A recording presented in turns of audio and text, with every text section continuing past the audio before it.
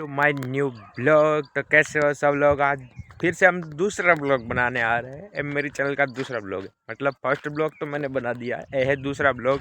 और आज भी हम उसी जगह पर फिर से ब्लॉग बना रहे हैं यार, क्योंकि यार अभी हम इतने वायरल नहीं हुए ना, तो दूसरा ब्लॉग अभी कहीं बाहर जाकर नहीं बना सकते, मतलब पब्लिक में ऐसा नहीं बना सकते। इसलिए इधर हम अपनी खेती पर मतलब વાડીએ જ બનાવી,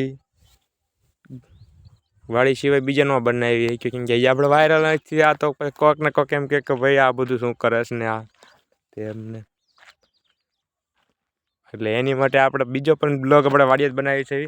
અને બીજા બ્લોગમાં એટલું શીખવા મળ્યું કે ભાઈ આપણને મોબાઈલ પકડતા આવડી ગયો છે, કે મોબાઈલ કેવી રીતે પકડવો। કેમ કે પહેલાં બ્લોગમાં તો થોડુંક તમે કદાચ ન જોયો હોય તો જોઈ આવજો બીજો બ્લોગ, પહેલો બ્લોગ।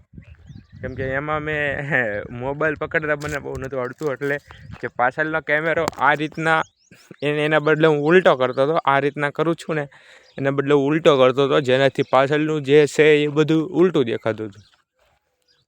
એટલે બીજા બ્લોગ બનાવું છું એમાં મને આટલો ડિફરન્સ આવ્યો છે કે મને મોબાઈલ પકડતા આવડી ગયું કે મોબાઈલ બ્લોગ સમયે કેવી રીતે પકડવો। એટલે જે કોઈ ફ્રેન્ડ દોસ્ત કોઈ પણ બ્લોગ બનાવતા હોય તો યાર તમે પ્રેક્ટિસ કરો, જરૂર તમને આવડી જશે। તો બીજા બ્લોગમાં મારે આટલું ડિફરન્સ આવ્યું છે કે મને મોબાઈલ પકડતા આવડી ગયું છે કે કયા એંગલ ઉપર મોબાઈલ રાખવો જોઈએ શું। એટલે ટ્રાય કરો, એ તમે પહેલો બ્લોગ બનાવો તો પબ્લિકમાં નહીં, આપણે ક્યાંક એવી જગ્યાએ જઈને બનાવો કે અહીંયા કોઈ હોય નહીં, તમે એકલા જ હોય એવી જગ્યાએ જઈને બ્લોગ બનાવો। એવું થોડુંક છે કે આપણે પબ્લિકમાં જઈને બ્લોગ બનાવો તો જ વાયરલ થાય, એવું ન હોય। તારે આપણે એકલા પણ બ્લોગ બનાવી શકીએ ભાઈ। અને ચલો ભાઈ તમને હું આ ડુંગર ઉપર જઈને નીચેનો નજારો દેખાડું કે નીચેનો નજારો કેવો દેખાય છે। કેમ કે હું વારી ખર્ચે અહીંયા આવું છું મારી વાડીએ। આ ડુંગર ઉપરથી નજારો એકદમ નીચેનો એકદમ મસ્ત દેખાય છે, જેનાથી ફોટા પણ મસ્ત આવે છે। એટલે તમને હું ઉપર જઈને દેખાડું કેવો નજારો છે। चलो तो ऊपर चढ़ी जाऊँ थोड़ो।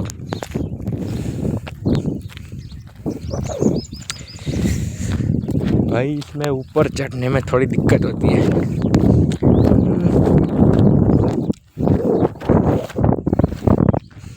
2 मिनट रुकना के।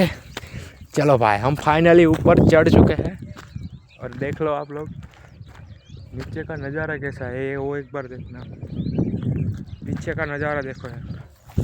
और एक देखो कैसा लुक कैसा आ रहा है वो मेरे को बताओ सिर्फ तुम लोग। देखो ये लुक, जिसको भी उसको क्या बोलते हैं, कैमरा शूट करना हो, ऐसा कुछ शूट करना हो ना, तो ऐसी जगह पर आना चाहिए। जैसे देखो एकदम लुक एकदम बढ़िया आता है। अभी तो ये सब सूख गया, वरना इधर सिर्फ हरियाली दिखती है, एकदम लीला घास, ऐसा ही सब कुछ दिखता है। ये देखो हमारे इधर से नीचे वाड़ी केवी देखाय छे, एकदम आम लुक में आवे छे, लीलू लीलू ज देखाय। आम कैमरा एंगल ज एवुं आवे अहींयाथी, એટલે એની માટે આ તરફ પણ તમે જોઈ શકો છો। બીજી તરફ જોકે વાડીએ લાઇટ તો નથી, પણ વાડીએ લાઇટ એક અઠવાડિયેથી લાઇટ નથી આવી, એટલે હું લાઇટવાળાને કહું છું કે ભાઈ પ્લીઝ યાર લાઇટ અપાવો, નકર અમારું જે વાવેતર છે એ બધું વગર પાણીએ સુકાઈ જાય છે। કે લાઇટ ન આવે તો પાણી કેવી રીતે અપાવવું પડશે એની માટે। એટલે હું લાઇટવાળાને વિનંતી કરું છું મારા બ્લોગમાં કે ભાઈ તમે યાર પ્લીઝ લાઇટનું વહેલી તકે કરો, જેનાથી હું મારી વરિયાળીને પાણી પાઈ શકું। ચાલો ભાઈ ફટથી નીચે ઉતરી જાય, નીચે ઉતરતા પણ વાર લાગે થોડી। ચલો ભાઈ ફાઇનલી નીચે તો આવી ગયા છીએ, અને તમને અહીંયા આગળ એક દેખો ગા માતા દેખાય છે, જે લીલું ઘાસ ખાય છે। અત્યારે તો ઊભી છે, ગમે ત્યાંથી આ લોકો જો જે દૂધ ના દે ગાય માતા એને કાઢી મૂકે યાર, એવું ન કરાય યાર।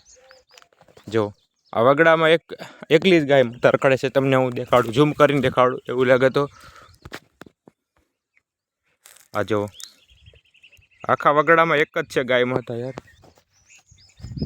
એટલે યાર એવું ના કરો કે જે ગાય દૂધ ન દે એને ઘરેથી કાઢી મુકાય યાર. ગાય આપણી માતા કહેવાય, એને સાચવવી પડે યાર. આપણે હિન્દુ ધર્મમાં રહીએ છીએ, આપણે ધર્મ ન ભૂલવો પડે યાર. કે આપણે હિન્દુ ધર્મમાં ગાયને માતા કહીએ છીએ તો યાર માતાને ઘરેથી કાઢી ન મૂકવી યાર. અને ભાઈ ચાલો ભાઈ આવી ગયા છે નીચે ફરથી. હું તમને દેખાડું કે મારે પાણીને વાડીએ એક ટાંકો પણ છે, પણ થોડુંક એમાં ગંદુ પાણી છે કે લાઇટના કારણે હજે સુધી ને ટાંકો સાફ નથી કર્યો. લાઇટ આવે તો ટાંકો સાફ કરે ને લાઇટ જ નથી તો એ શું કરવી દેખ જોઈ લો યાર. આ જો બલ્બ છે પણ નથી ચાલુ લાઇટના કારણે. એટલે હું લાઇટવાળાને વિનંતી કરું છું કે ભાઈ તમે વહેલી તકે લાઇટ અપાવો યાર. જો આ બધું એમનામ જ છે યાર.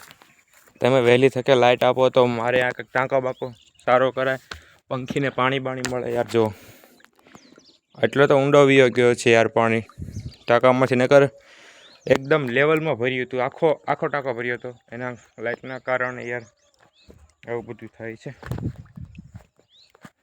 એટલે હું ચાલો ભાઈ હવે તમને હું મારો કૂવો દેખાડું. જે વાડીએ જે કૂવો છે એ તમને દેખાડું. દાર તો નથી, કૂવો છે. તમને હું કૂવો દેખાડું અને કૂવાનો અંદરનો નજારો દેખાડું, એ તમે જોઈ લો. જોઈ લો એક કબૂતરે દેખો, કબૂતરે જો 2 ઈંડા આપ્યા છે. અહીં ક્યાં પણ છે. પાણી થોડુંક ઊંડું છે પણ ટેન્શન નથી ભાઈ, આવું બધું ચાલવાનું. એમ કે હવે જે તડકો પડે છે એટલે પાણીનું સ્થળ થોડુંક નીચું ચાલ્યું જાય. અને તો ચાલીએ હવે પાછા ઘીરે જેવી છીએ એટલે આપણે બ્લોગ તો બંધ કરીએ છીએ, પણ તમે મારા યુટ્યુબ ચેનલ લાઈક અને શેર કરી રાખજો. એટલે જ્યારે પણ મારો બીજો બ્લોગ આવશે, ત્રીજો બ્લોગ, બીજો તો આવડો આ છે, ત્રીજો બ્લોગ આવશે એટલે તમને ખબર પડી જશે. અને મારા શોર્ટ વિડીયો તો દરરોજ આવ્યા કરે છે. શોર્ટ વિડીયો તો ભાઈ દરરોજ આવશે.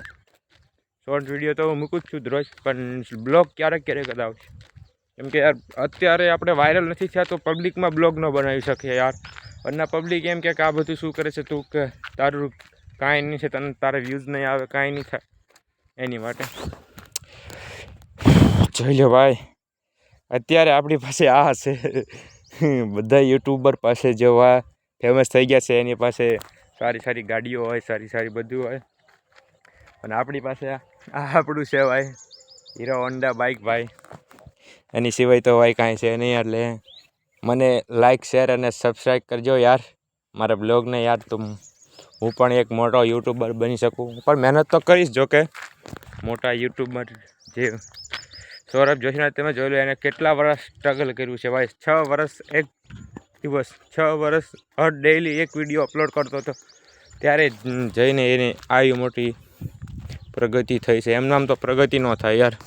એટલે મહેનત તો કરવી પડે બધાને, અને આપણે પણ મહેનત કરશું.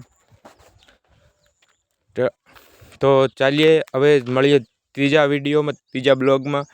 ત્યાં સુધી જય શ્રી રામ,